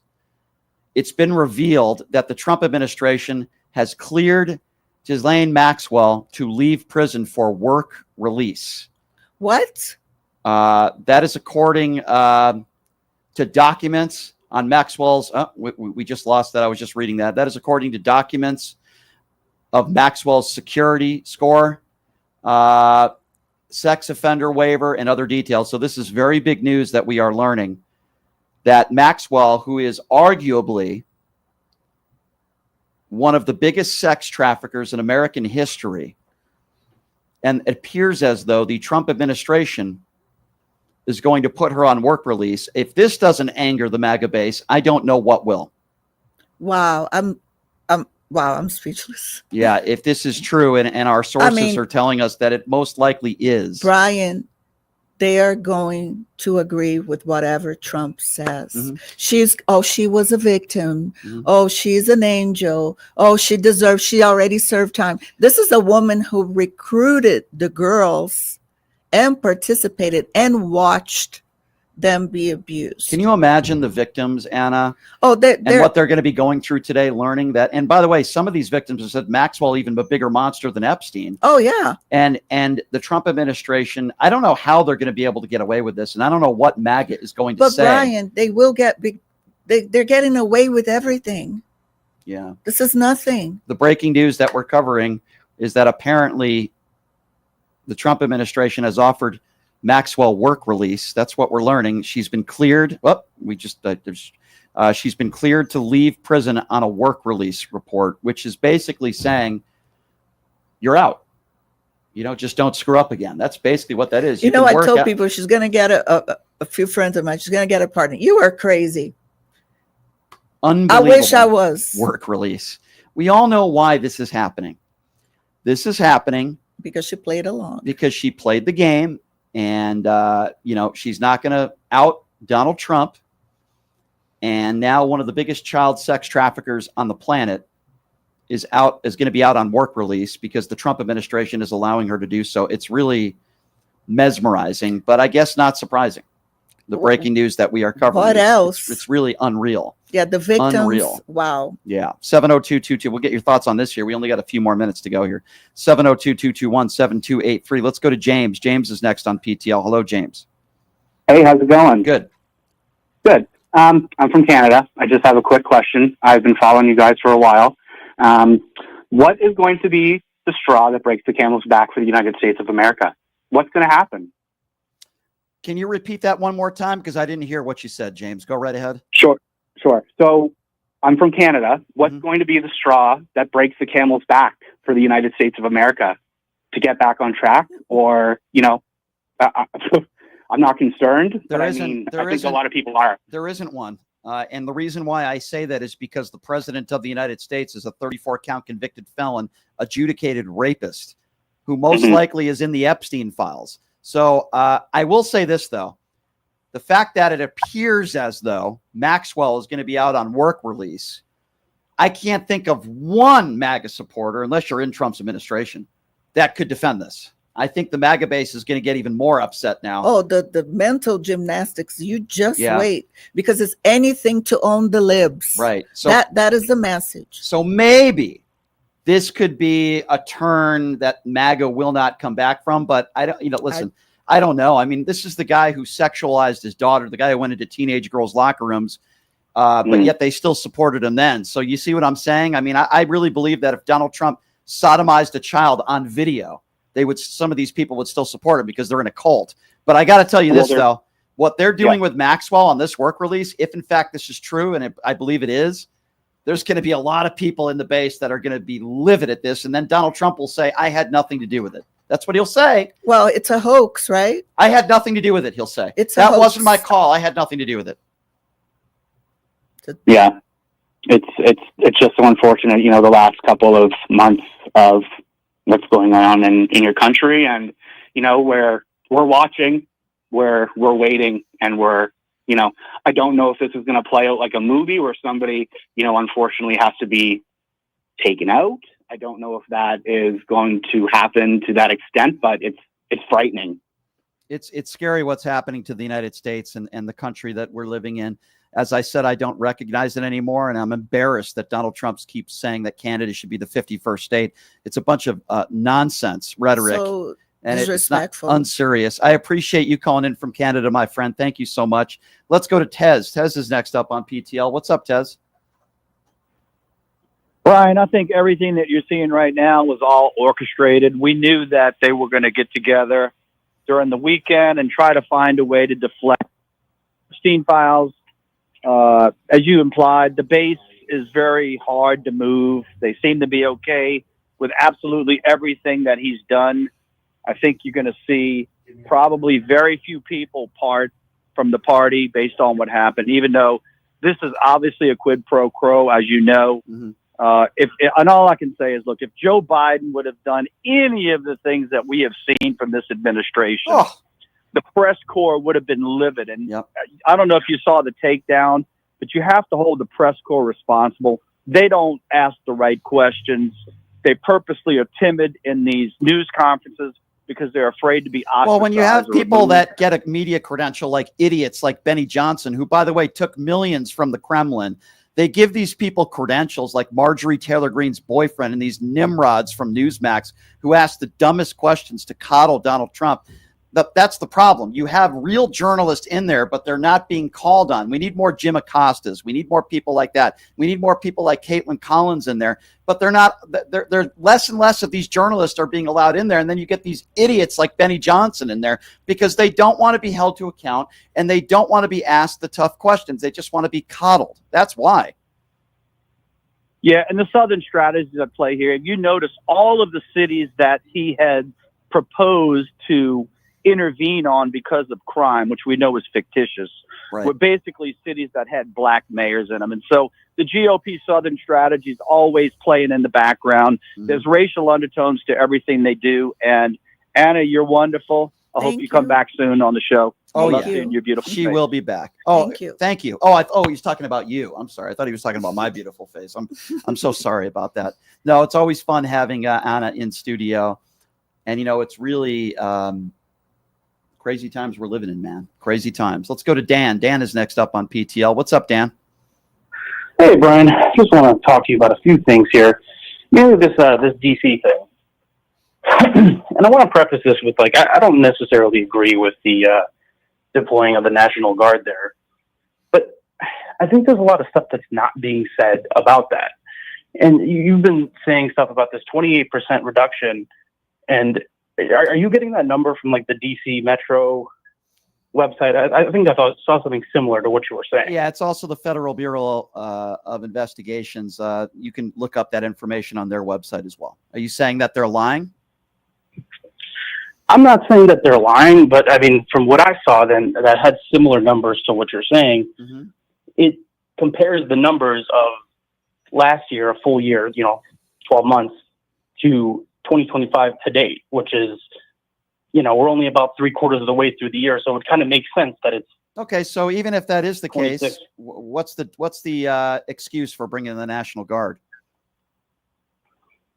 I mean, I didn't say, I'm not making an excuse for bringing it in. I think a lot of people are concerned about crime. Everybody's concerned. Everybody's concerned about crime. That's not an excuse to bring in the National Guard. I mean, I think it is. So you think that the National Guard should be put in place if you think there's too much crime in your city? Is that what you're saying? Why else would you call them in? The National Guard. The National Guard is not brought into certain situations if there's crime, shopliftings, DUIs. That's not what the National Guard is. The National Guard is called in as an emergency situation and as a last resort, like something that took place on January 6th, when police officers are overwhelmed and they're desperate and they need help. That is not what's going on in DC. That is not what's going on in many cities across the country. And Donald Trump is lying. Crime is down in DC. That is the bottom line. Any way you slice it, crime is down. The police officers are not overwhelmed and they haven't asked for extra help. That is why you call the National Guard in. You take those crime statistics reported by the DC police at face value. Do I think the crime statistics being put forth by the police at face value? Why are you not addressing? First of all, I have no reason to believe they're lying. Second of all crimes are reported. Hang on. You've no reason to believe they're lying, but did you know that their police commissioner got suspended under suspicion of inflating numbers to make them look better. But the FBI, Kash Patel yesterday. Kash Patel just said in a press conference, as Anna Yesterday. was saying, that crime is way down in D.C. So I guess Kash Patel's lying too, isn't he? He might be. He I'll might be. trust him. Okay. So it's okay to deploy the National Guard if you think that the numbers are askew with no direct evidence to prove that. You're totally okay with the National Guard being called out. I think if you want to get crime under control, you show people who are committing crimes that there is not going to be tolerated. Isn't that what local law enforcement is for, sir? And why didn't he call in the National Guard then on January 6th? I agree. He should have. He should have. Yeah. Well, who were they blaming? They were blaming Nancy Pelosi, right? I mean, I don't know if she had the power to do it. I don't know. You don't know if she had the power to do it. All right. I appreciate the call, sir. Thank you very much. Dan, Nancy Pelosi had nothing to do with what happened on January 6th. You don't know what you're talking about. Absolutely, Donald Trump should have called in the National Guard on January 6th. Okay, that was an insurrection. There's not an insurrection going on in D.C., at least not right now. I appreciate the call. Anna, thank you so much for being here. Thank you for having me. It always again. goes by fast. I know, so fun. The listeners want you back, so hopefully you'll be back Yay. soon. That was a lot of fun. Thank you. Tomorrow we have Gunny Speaks Out. He's awesome. Thursday, Robbie Roadsteamer. Some more special guests later on in the week. I love you guys. Thank you, PTL Nation. We'll get to the YouTube Super Chat tomorrow. Unfortunately, my laptop has died on me today. It's the deep state, but we'll get that fixed for tomorrow. I appreciate everybody and your support. We'll see you tomorrow. Hey, everybody, are you struggling to find a pizza place that reminds you of Brooklyn?